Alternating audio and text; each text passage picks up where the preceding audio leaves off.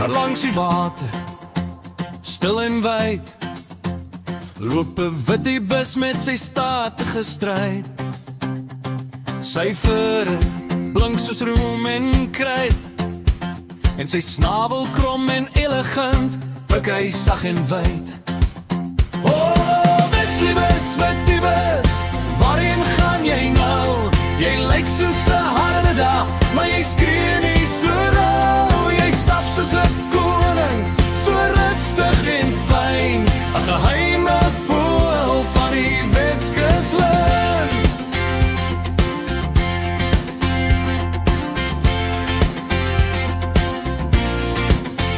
Die hardes roep, ha ha ha ha, maar die ibis glimlach net, ek hou van stilte, ja.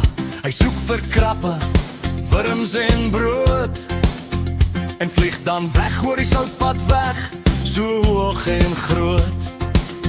Oh, wittie bus, waarheen gaan jy nou? Jy lyk soos 'n harde dag, maar jy skree nie so rauw. Jy stap soos 'n koning, so rustig en fyn, 'n geheime voël van die Weskuslyn.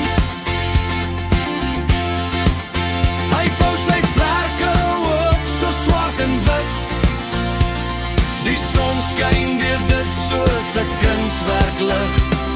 En almal vra, wat se voël is dit? Maar ek knipoog net, hy hou van 'n bietjie geheimenis.